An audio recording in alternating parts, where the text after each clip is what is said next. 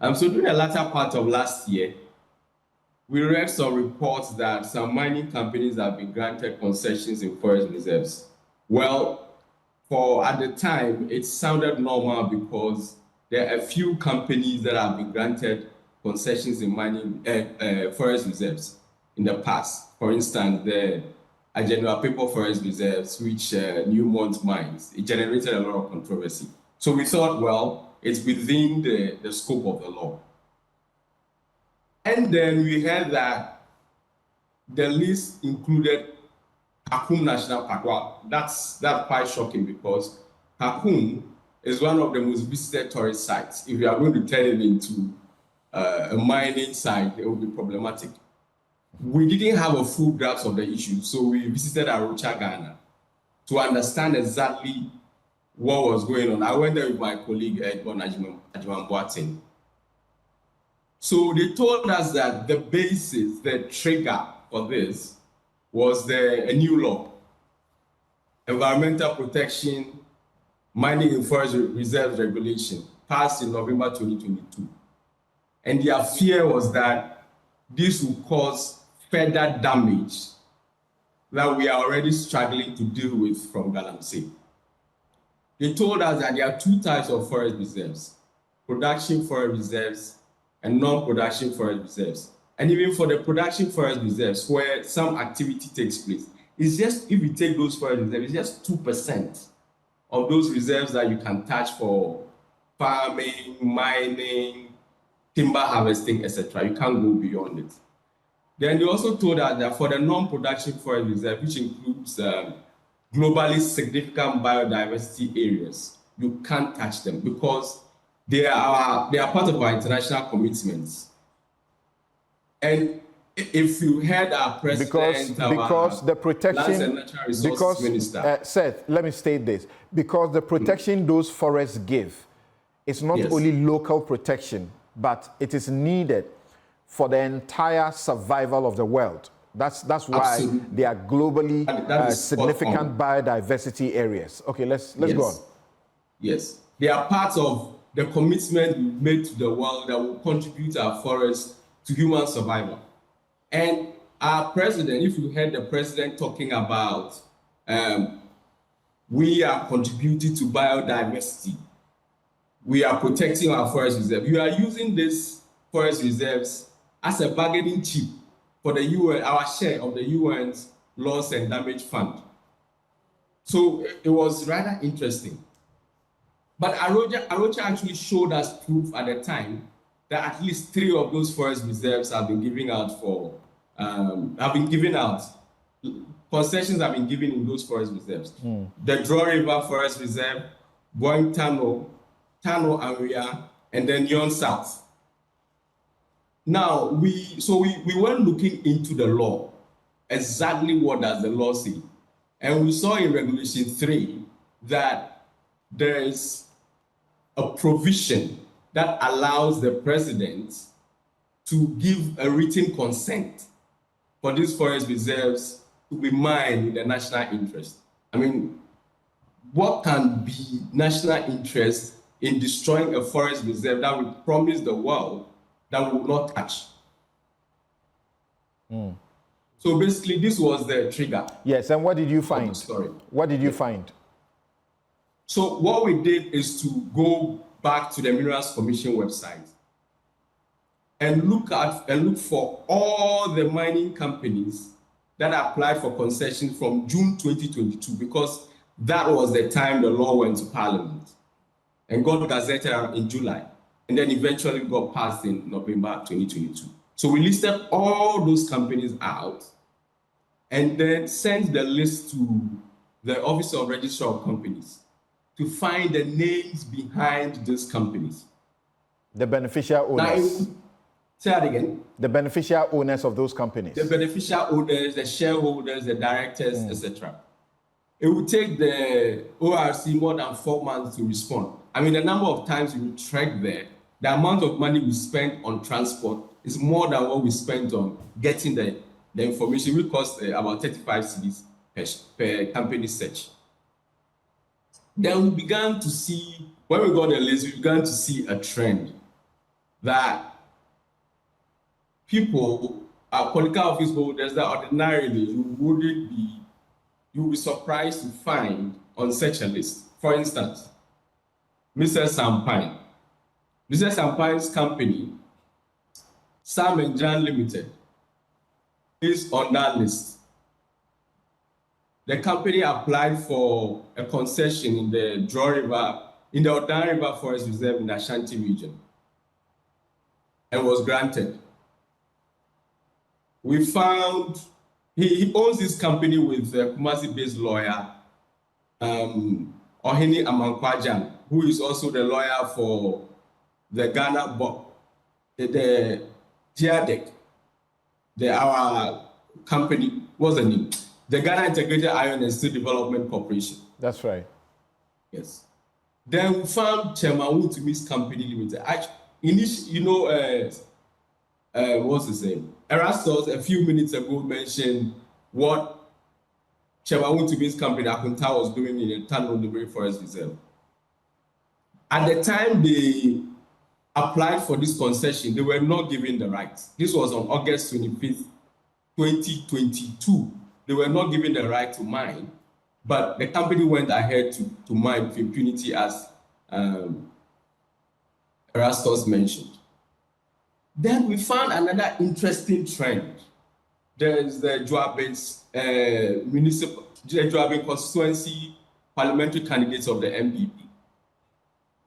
He owns two companies, FDA Mining Limited and DML. DML is a consultancy company. And so we actually, when you look at the Minerals Commission website, it states contact person. So we sought to find out from the Minerals Commission, Mr. Isi, I'm happy he's here. We asked him, what does a contact person mean? And he said that they are consultants. So they more or less serve like the middle person between the Minerals Commission and the company. We found that at least 15 companies were connected to him. And 4 of these companies have been granted the concessions in forest reserves. His own company, FJ, also has a concession.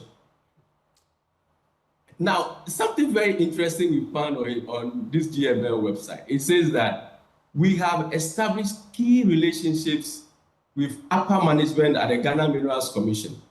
These relationships have been instrumental in securing and operating concessions in the country's forest reserves. I mean, that's quite interesting. To say they are the go-to consultants if you want to mine in the forest. They are the go-to people, and that they have relations with the upper management of the Minerals Commission, which facilitates the granting of concessions to them. It can be mere boasting, but as you say, they have the results to show for it. Exactly. Then we also found that a Chinese company, Unipower Mining Limited, also has a concession.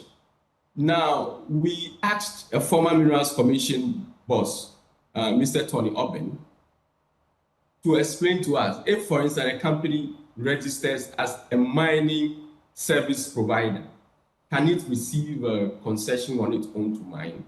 And he said if the object of registration of the company, the purpose of registration of the company was for providing mining services, then no. But Unipower has quite a number of concessions apart from the one we saw in the forest reserve. Then we discovered some very interesting names: Solomon Goze, Ryan Goze, and Cynthia Perpetua Aguada. Between these 3 people, they have about 6 companies: Kinspep, Limespec Mining, Hapic, Rigo SF Globe Mining Limited, and the Nana Ansar Resources, which is now Lotus Impact. And all 4 of these companies have received concessions in the forest. Now, there was a very interesting story we saw. Do that very quickly for me, because I needed you and Erastus to give us just a bit of this background about the commitment to fighting the Galamsey and ending it so that my guests can now come in and help us. Of course, we have the Minerals Commission's boss also joining us. They will take a number of questions. Abu Jinapo will also take some questions. Yes, so quickly go to the end of your story for us.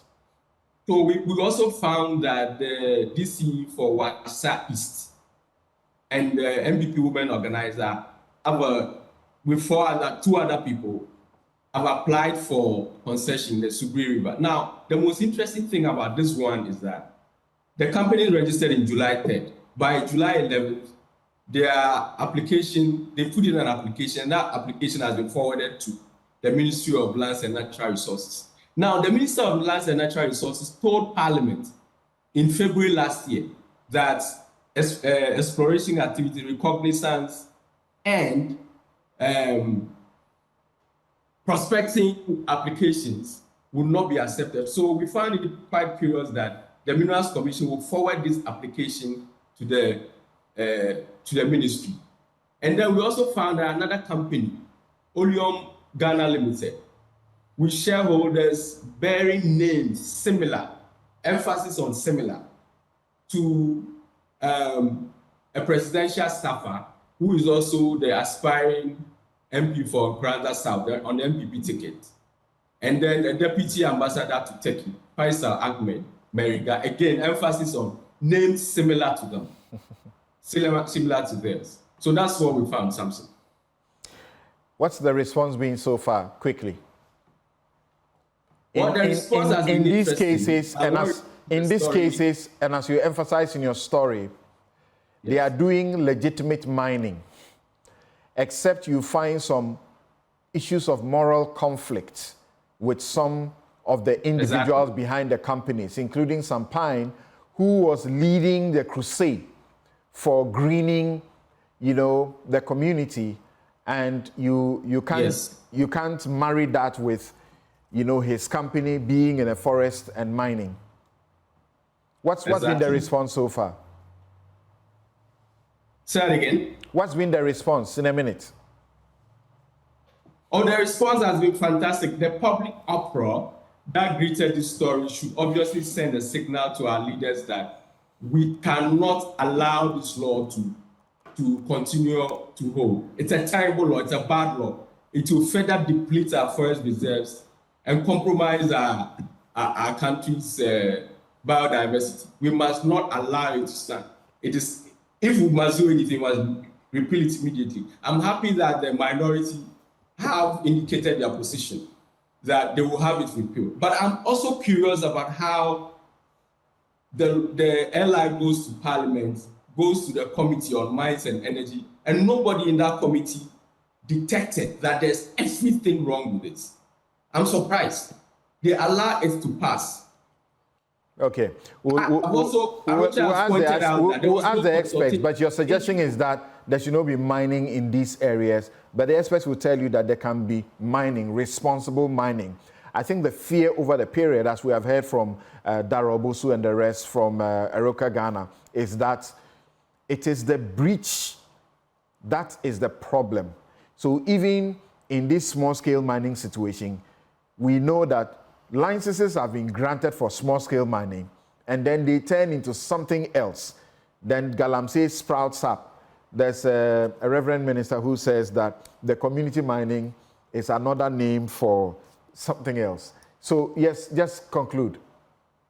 Something, I think no matter how we look at this, if you are telling me that you are going to mine responsibly in a GSBA, you've made an international commitment to protecting those forest reserves, and you are telling me that you are going to mine responsibly in it.